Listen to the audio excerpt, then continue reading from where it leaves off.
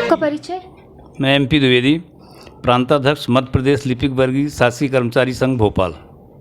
तो आज आप रीवा में हैं, इसकी वजह क्या है?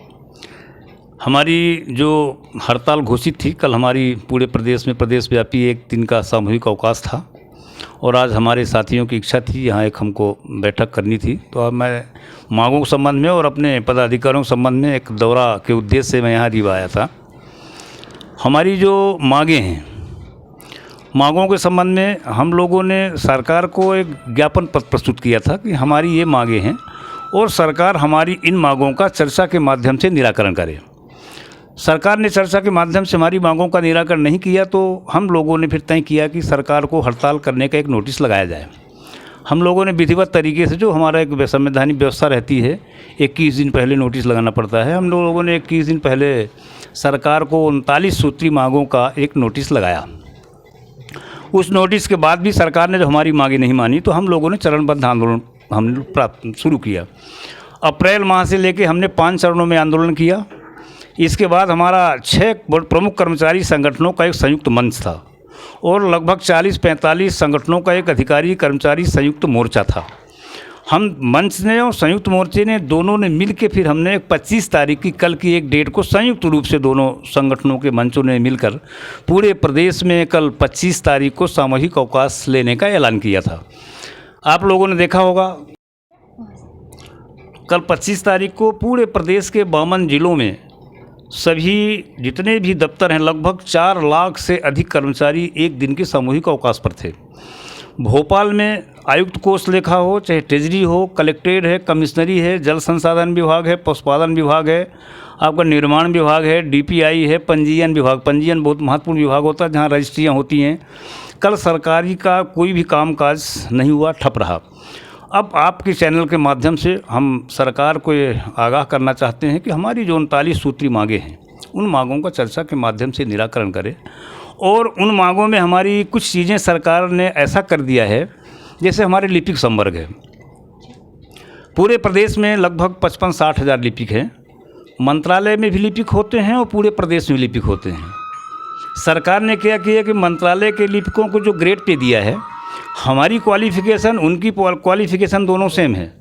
हमारी नियुक्ति की शर्तें उनकी नियुक्ति की शर्तें एक हैं। नियुक्ति के बाद भी जो वेतन वो प्राप्त करते हैं वही वेतन हम भी प्राप्त करते हैं। हमको 10 साल बाद जो समयमान वेतनमान मिलता है वही उनको भी 10 साल बाद समयमान वेतनमान मिलता है। सरकार ने क्या किया कि मंत्रालय के लिपिकों को 20 वर्ष बाद जो उनको समयमान वेतनमान 2400 से 3600 कर दिया और 3600 से 4200 कर दिया। और बाकी पूरे प्रदेश से मंत्रालय को छोड़कर लिपिकों को 2400 के बाद 2800 कर दिया, 3200, 3600 कर दिया। उसका परिणाम ये हो रहा है कि पूरे प्रदेश में लिपिक 5 प्रमोशन प्राप्त करने के बाद जब वो विभागाध्यक्ष कार्यालय का अधीक्षक बनेगा तब उसका ग्रेड पे 3600 होगा और मंत्रालय का सहायक ग्रेड 3 जो एक भी पदोन्नति नहीं प्राप्त करेगा उसका ग्रेड पे 4200 हो जाएगा। ये बहुत बड़ी विसंगति हुई। तो सरकार को हमने माननीय मुख्यमंत्री जी को, माननीय मुख्य सचिव जी को, वित्त मंत्री जी को, कर्मचारी कल्याण आयोग को हमने लिखित में और कई बार चर्चा के माध्यम से भी इस मांगों के निराकरण के लिए हमने उनसे निवेदन किया है। दूसरी हमारी मांग ये है कि जो सहायक ग्रेड 3 के पद पर नियुक्ति होते हैं और जो कंप्यूटर ऑपरेटर के पद पर नियुक्ति होते हैं, दोनों का क्वालिफ़िकेशन हायर सेकेंडरी और CPCT है। कंप्यूटर ऑपरेटर केवल कंप्यूटर चलाता है, कंप्यूटर डाटा एंट्री डाटा का काम करता है। और हमारा सहायक ग्रेड 3 चूँकि वो CPCT व्यवहार में भी काम करता है, जो ऊंचे पद पर काम कर रहा है उसका वेतन कम, जो उसके अंडर में काम कर रहा है उसका वेतन ज़्यादा। तो हमने सरकार से मांग की है कि हमारे जो सहायक ग्रेड 3 है, इनका जो ग्रेड पे 1900 है, 1900 के स्थान पर इनका ग्रेड पे 2400 किया जाए। तीसरी मांग हमने ये कि जो हमारे सहायक ग्रेड 3 को अनुकंपा नियुक्त मिलती है उसमें एक CPCT का बंधन है। CPCT के बंधन की जो समय सीमा है 3 साल की जगह पर उसको बढ़ाया जाए, कम से कम 10 साल किया जाए। और जिन लोगों को अनुकंपा नियुक्ति मिल गई है, अनुकंपा नियुक्ति वालों को किसी की सेवाएं समाप्त नहीं होना चाहिए। जैसे पदोन्नति में 2016 से पदोन्नति पर बैन लगा हुआ है। जो नई नियुक्तियां हो रही सरकार उसमें 70%, 80% और 90% दे रही है। हमारी उसमें मांग है कि सरकार जिन पदों पर जिसकी नियुक्ति कर रही है उस पद का जो वेतनमान है वेतनमान मिलना चाहिए। हमारे प्रदेश में 5 लाख करीब पेंशनर हैं। जब मध्य प्रदेश छत्तीसगढ़ विभाजन हुआ तो उसमें धारा 49 6 एक लगी है, जिसके कारण मध्य प्रदेश और छत्तीसगढ़ दोनों राज्य सरकारों के सहमति के बाद पेंशनों को डीए मिलता है। हमारी मांग है कि धारा 49(6) विलोपित किया जाए ताकि पेंशनों को डीए मिलने में विलम्ब न हो। वाहन चालकों की जो भर्तियां नहीं हो रही, रिक्त पद पड़े हुए हैं, उनकी भर्तियां की जाए। चतुर्थ श्रेणी कर्मचारी के जो लोग हैं उनका जो भृत्य का पदनाम परिवर्तित करने का भितनाम परिवर्तित किया जाए। उनकी ग्रेड पे 1300 है, 1300 से 1800 की जाए। हमारा एक मांग ये है कि जो कर्मचारियों को अभी बीमार होते हैं लोग, उनके परिवार के लोग, उनको मेडिक्लेम की सुविधा दी जाए, बीमा योजना लाई जाए।